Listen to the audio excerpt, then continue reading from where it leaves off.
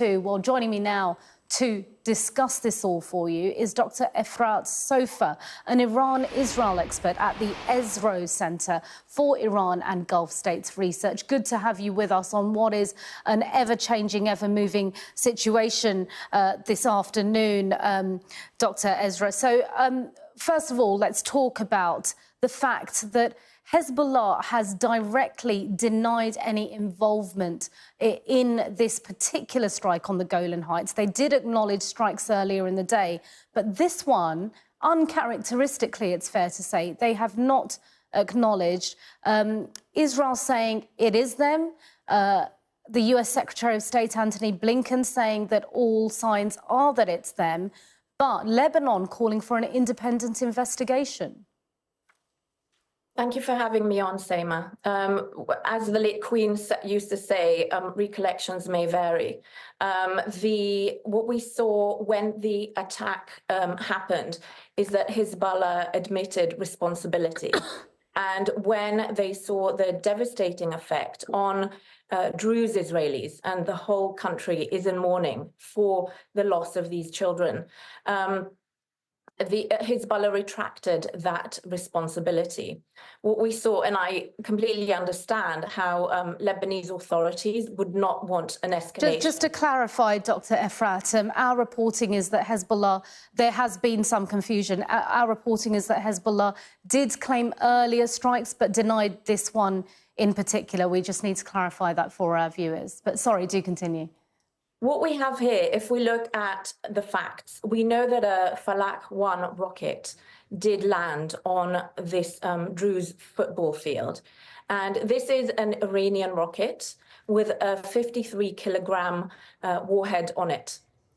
So what we see, the bigger picture here, is that this is Iran causing further instability, including instability in Lebanon, which obviously the Lebanese civilians do not deserve this kind of instability. So this is Iran behind Hezbollah's actions.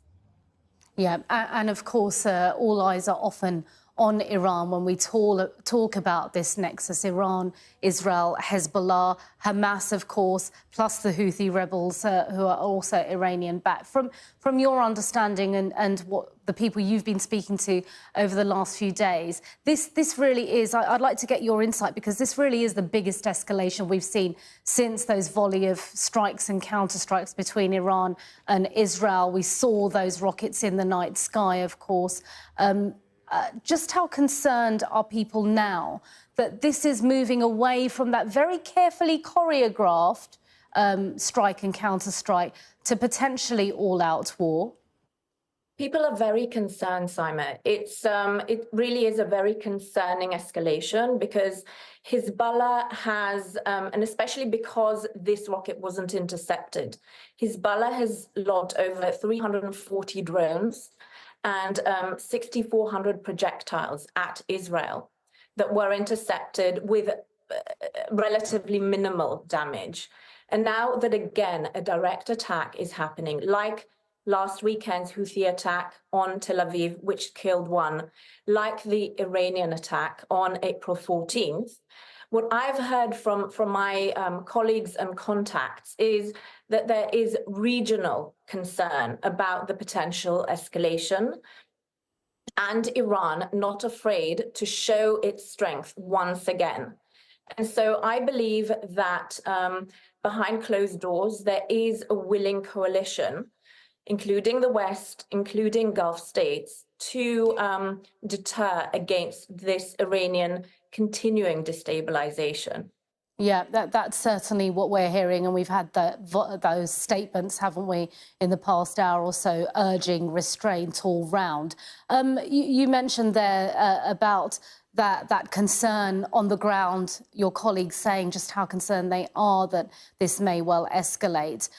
Both sides have shown that they're very capable of striking each other directly, not just indirectly through proxies or what have you, but directly. Israel showed it could strike the Iranian embassy in Syria and Iran itself. Iran showed it could get past the Iron Dome at times if it tried to. Yes, we can see that, and that is something that I believe the entire international community is very worried about.